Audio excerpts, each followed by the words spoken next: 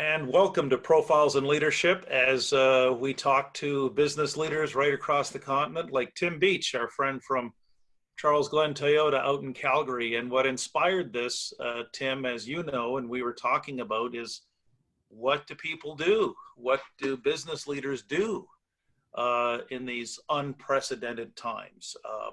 How are you coping? How are you reacting? How are you finding ways to thrive in terms of all the uncertainty and literally the minute by minute updates that we're being deluged with? So when Dane and I were talking about this, we just thought, what better way to help people out?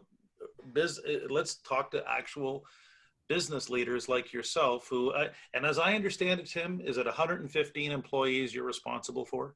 That's correct. Yep, that's correct. 115 employees at Charlesglen Toyota. Yeah. So you're in a big competitive market. Mm-hmm. And just like anyone in business, Tim, you've got to somehow find a way to keep the revenue coming in. But what do you do when people are basically being told to stay home? And then, of course, the repercussions are endless. But before we get into that, I thought one thing we could do is let's just start off with your moment. What was the moment for you last week when you realized the magnitude of what we were about to experience? When did it really hit home? So when it really hit, Gare, was I am the president of the Calgary Motor Dealers Association and the vice chair of the Calgary International Auto and Truck Show. And last Tuesday evening, we had a fundraiser called Vehicles and Violins, which all the proceeds from that event, it's $150 per ticket to go to this.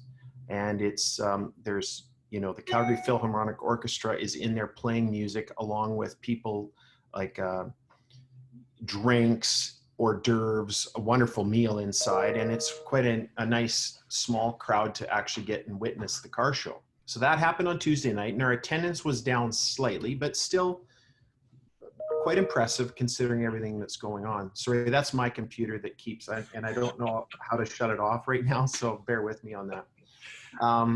So then Wednesday, the car show opens. Right. Our attendance was down approximately 25 to 30%, which, I expected. But at exactly 4:22 p.m. last Thursday, we got an email from the head of Alberta Medical telling us that we must shut our show down. Wow. And there was a lot of people inside the show. So a bunch of our executive got called down to the Calgary Stampede grounds and we had just kind of a quick little meeting. We shut down the tickets that you could get from the kiosks. We shut down online sales. And we posted on our website that the car show was closed, and we let people, to stop panic. I mean, that's what this whole thing's about, is fear and panic and creating pandemonium, as we've seen with toilet paper and meat sales and vegetable, everything that's going on. We didn't want to have that, so we just let people stay in the show and exit on their own. So from 4:23 onward, no one was allowed in the show and people just organically left after they'd seen everything. And then on Friday, everybody pulled up stakes and moved out of the show. The beautiful thing is that it's so widespread that everybody is empathetic to the situation. If you aren't, you'd be foolish because it's affecting the world. Right. And so the Calgary Stampede, Exhibition and Stampede was like, no, don't worry about this. We understand. We'll definitely not be charging you for all the days that you've booked for. And so it's nice to see. And I guess that's what I'm noticing is just that empathetic attitude, because it's affecting all of us. And often so many times in life, it's like something that doesn't affect you or I, we don't understand, but everybody kind of understands this right now. And I think if it can do one thing and draw us together and closer and with bringing people together and just sincerely appreciating one another and all that we're going through. And I'd like to say hug it out, but we're told not to even do that. You know, I was Well, reading something last night. And they said, you know, don't kiss your kids on the cheek, kiss them on the top of the head. So, I mean, that's where we are right now, you know? yeah. I know for me, Tim, and this is what really inspired even our conversation about this today on this Zoom call, is I was in Charlotte, North Carolina, and for me, last week, it was Wednesday night, March 11th, when the NBA, I just happened to be flipping the channels in the hotel room. And when I saw that the NBA was actually suspending their season, that a player had tested positive, I instantly knew, wait a second, this thing's going to get way out of control in a hurry. And then the next day in Charlotte, meeting with a group of business leaders, after my session with them, I was just so inspired by people around the table, men and women just like you, Tim, who are responsible for other employees and their families and responsible for keeping business, you know, for moving businesses forward. And and to a person, everyone around that table was absolutely convinced there was going to be a way out of this, that no matter what, there was going to be another side to that storm, that and right away they were all, no one flinched is what I'm saying. And their focus turned to, what are we going to do for our people? And I saw great levels of stewardship, compassion, all those things you mentioned, Tim. And so that's kind of the thrust of what we want to do with these conversations, is find out at Charlesglen, once you knew, okay, this is a new world and a new reality we're waking up to, what would be some of the specific things you realized, you recognized as a leader you had to do? So, you know, and this came from my mentor, you know, our dealer emeritus, Glenn Richardson. He has always instilled in all of us as managers that our number one asset is our employees.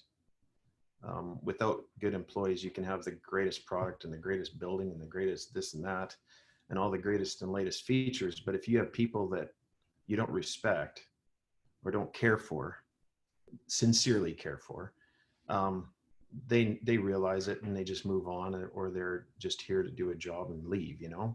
And so we've got, you know, that's been weighing heavy on obviously myself and many of us here, is that what can we do to transition, however it is, however we need to do this, while still being empathetic and genuinely concerned for our team, which we are, and which we will continue to do, and because we care for them. I mean, they're our work family. Mm. Yeah. Yeah, and it's a special bond that's been created there. Maybe that would be helpful, Tim, for folks watching this to understand what kind of bond has been created. I know you and I did some work with the team, you know, about a year ago, and Charlesglen Toyota became, you know, known for being Alberta's celebration destination, but that over time has created a real bond amongst folks there. Well, yeah, to give you an example, this just happened this morning.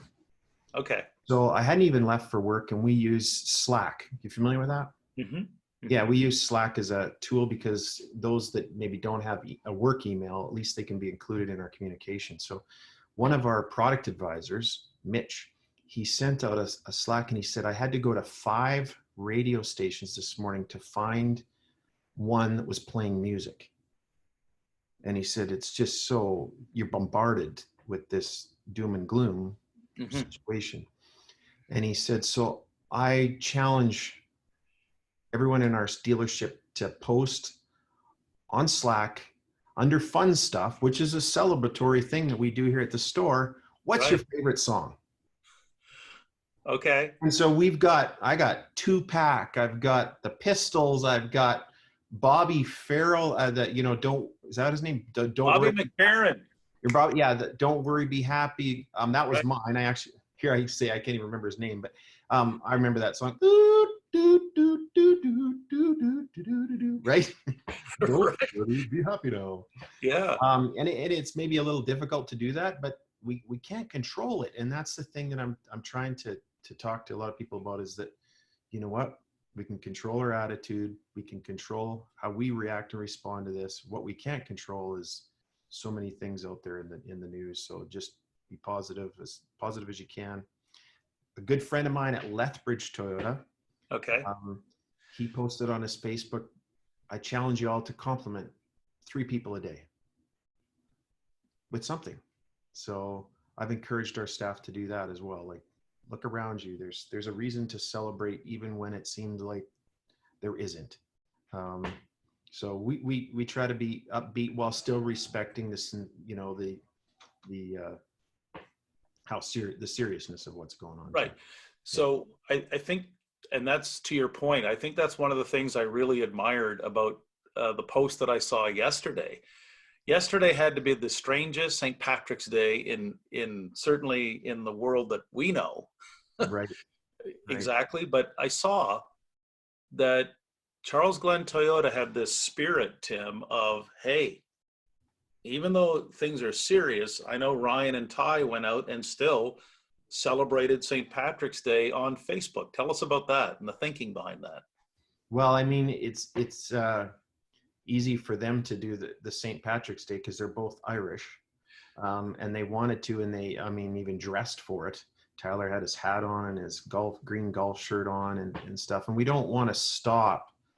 You know, the world doesn't stop because of this. And so we still want to have fun and enjoy the moments that are still there. Today, we haven't posted anything yet, but we will, is Awkward Moments Day. Imagine that. What can we do today? with that? Officially Awkward Moments Day? Yeah. Is it really? Yeah. Okay. So we're just kind of strategizing exactly how we're doing it. The thing that's another thing you said, when was that moment when you realized things had changed? For us, because we've been doing it consistently day after day after day, is the day we made the decision that we can't have cupcakes anymore at our store. Right. And that happened last week. It's like, you know what? It's best we don't do this right now. Right. Yeah. Right. So if I understand correctly, what you folks are doing at Charlesglen Toyota is you're respecting the seriousness and the gravity of the situation, but recognizing as well there's a psychological need to take a break and smile once in a while. Yeah Exactly. Yeah. Kim, listen, really do appreciate you doing this. This is the first in a series of these types of conversations we're going to be having. Are there any final thoughts or poignant insights that come to mind in terms of what you've seen and what any business leader should know going forward in the days and weeks ahead?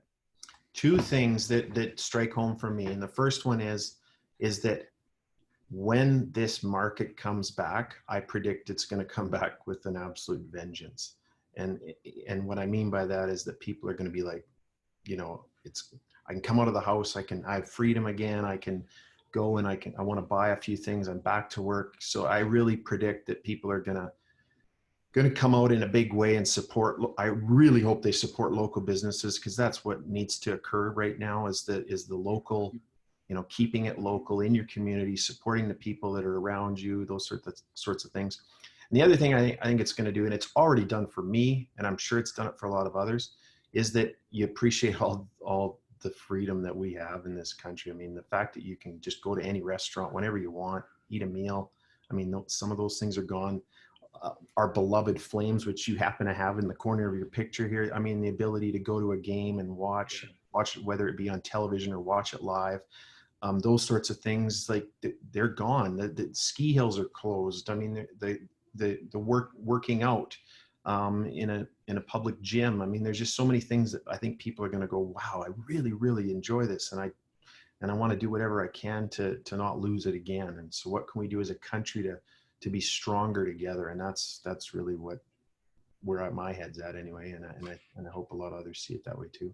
Absolutely. Well, like I said, Tim, thanks so much for giving us some clarity and some calm and maybe even a little chuckle here in the eye of the storm. And thanks so much for doing this here. Yeah, you bet. And I have no issue being awkward, so I'm sure you can watch for that later. All right. Again, Tim. Yeah, take care, Gary. Thanks so much. Okay. Bye now. Bye-bye.